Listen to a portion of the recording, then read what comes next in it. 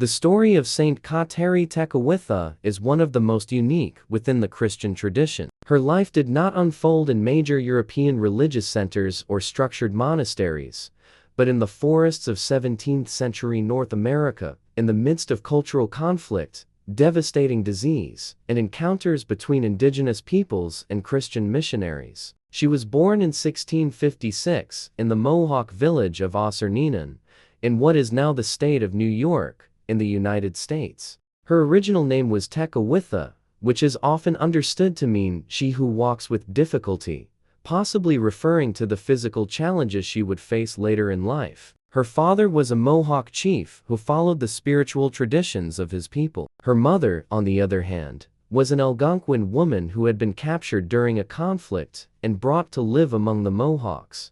She was a Christian, baptized by French missionaries, and carried a faith that, even in difficult circumstances, would deeply influence her daughter. When Tekakwitha was still a child, a smallpox epidemic struck her village. The disease was devastating, as it was in many indigenous communities after contact with Europeans. Her parents and her brother died. She survived, but she was permanently marked. Her face was left with visible scars, and her eyesight was weakened, making her sensitive to light. Orphaned, she was taken in by relatives, especially an uncle who would play an important role in her life. She grew up within Mohawk culture, learning its traditions, customs, and responsibilities. From a young age, she showed a tendency toward silence and reflection. She did not fully fit the expectations for young women in her community, particularly regarding marriage and family life. As a teenager, Tekakwitha made an unusual decision. She refused to marry. In a society where marriage was central to social structure, this choice was not only personal,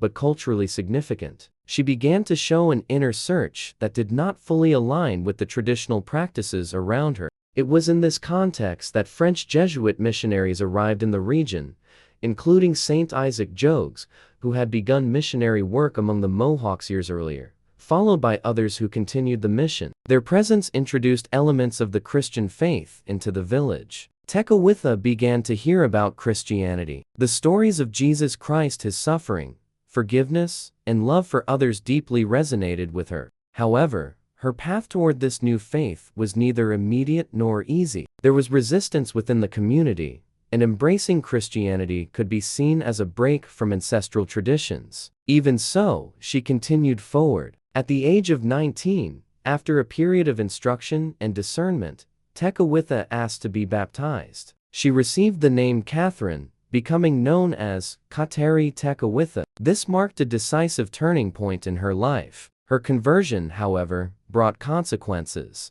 She began to face rejection and misunderstanding within her own community. Some saw her as someone who had abandoned her people's traditions. She endured pressure, criticism, and even mistreatment. Some accounts suggest she was forced into excessive labor and at times deprived of food. Despite this, she remained firm. Her faith was not aggressive or confrontational. On the contrary, it was quiet, steady, and deeply rooted. She spent long periods in prayer, sought to live out Christian teachings in daily life, and maintained humility in the face of hardship. As hostility increased, missionaries suggested she leave the village. In 1677, she traveled about 300 kilometers on foot to reach a Christian mission in Kanawake, near Montreal, in present-day Canada. This journey was significant. It was not just a change of place, but a complete transition into a new way of life. At the mission in Kanawake, Catarina found an environment where she could practice her faith more freely. Among other indigenous converts, she lived a life centered on prayer and devotion. However, her physical life did not become easier. She continued to live simply and with discipline. She embraced intense prayer, fasting, and acts of penance. She sought a deep union with God, inspired by the Christian spirituality she had come to know. Her dedication drew the attention of the missionaries, who began to recognize something unusual in her spiritual life. Catarina made a vow of chastity, something extremely rare in her cultural context. This decision further highlighted her uniqueness. She did not seek attention, but the way she lived became a visible witness. Another defining aspect of her life was her devotion to the Eucharist. She attended regularly and found in it the center of her spiritual life. She also had a deep devotion to the cross, identifying closely with the suffering of Christ. Her health, however, remained fragile. The effects of smallpox, combined with her practices of penance and the conditions of her life, led to a gradual decline. Kateri lived only to the age of 24, passing away on April 17, 1680. Her death was accompanied by accounts that deeply impacted those present.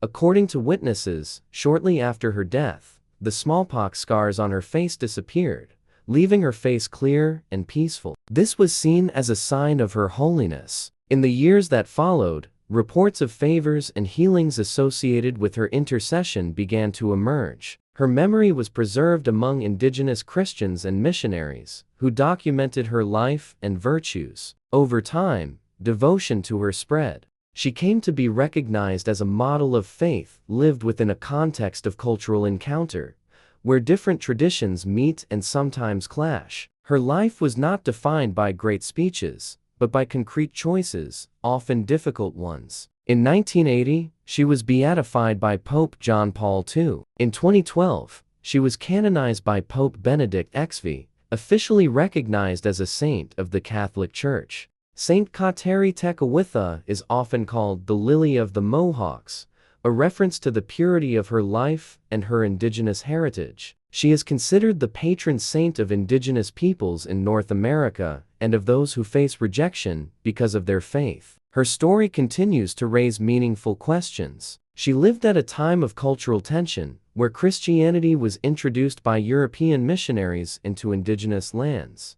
Her decision to follow this faith cannot be understood simply as external adoption, but as an inner spiritual response. At the same time, her life reflects the complexity of that process. She faced rejection from her own people. She had to leave her homeland, and she found, in faith, a new sense of purpose. Her spirituality can be understood through three central elements: silence, perseverance, and faithfulness. She did not seek recognition. She did not hold positions of authority. She left no writings, yet her life, lived with consistency, became a lasting witness. In a world that often values visibility, influence, and power, her story offers a clear contrast. She chose a quiet path, faithfulness in daily life, steadiness in the face of hardship. Her life also invites reflection on identity. Kateri did not cease to be indigenous when she became Christian. Her experience shows that faith can be lived within different cultures, even when that involves tension and adaptation. She represents a meeting point between different worlds, and within that meeting, she formed her own path. Today,